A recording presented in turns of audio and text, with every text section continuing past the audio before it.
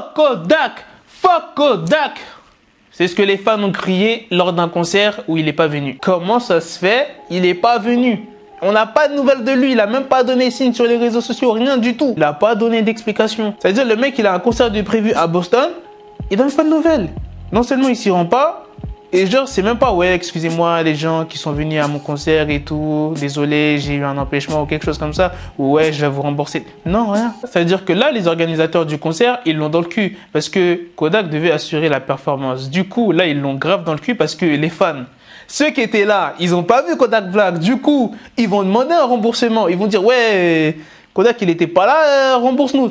Tu vois ce que je veux dire? Et c'était pas genre il y avait 10 personnes, il y avait voilà le monde. Et ils peuvent coller un procès à Kodak Black pour ça. Comme l'histoire qui s'était passée avec 6ix9ine où 6ix9ine s'était pas rendu à un concert et tout. Et les organisateurs, ils avaient décidé de porter plainte contre lui. Donc là, c'est un peu similaire. Et voilà, il y avait des fans qui s'inquiétaient. Faut pas se mentir les gars, en ce moment, Kodak Black il part en couille. Il manque de respect à Nipsey Hussle en parlant de sa femme, Lauren London. Premièrement, il manque de respect à T.I. et The Game. Deuxièmement, il se met à 10 T.I. Troisièmement, on peut penser qu'il s'est passé quelque chose, soit il s'est fait attraper, soit tu sais déjà comment ça part vite aux États-Unis.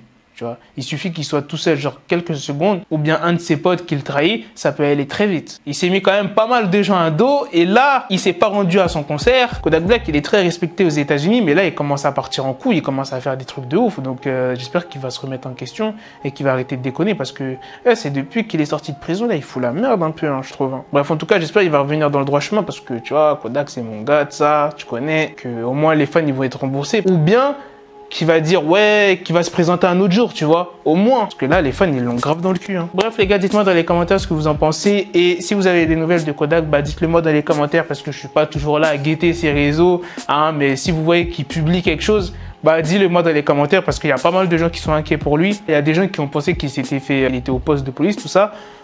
On sait pas, on verra bien. Et dites-moi dans les commentaires, bon, ça n'a rien à voir, qu'est-ce que vous en avez pensé du nouveau clip de Cardi B et Offset? Parce que j'ai vu pas mal de gens qui ont commenté dessus et moi j'aimerais savoir votre avis. Bref, à la prochaine les gars, pour les prochaines vidéos.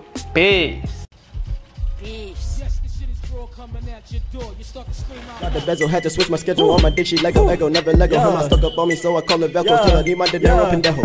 Him, my metro, if it's about the peso, like it's Go Diego, make it right on schedule. Got the pistol on me with the dick, extendo bitches in the back, just like a fucking echo. Hey, that bitch told me you got pencil dick. She grip on my dick like a selfie stick. I got a big gun, I need help with it. To wet your babe up, Michael fell with it.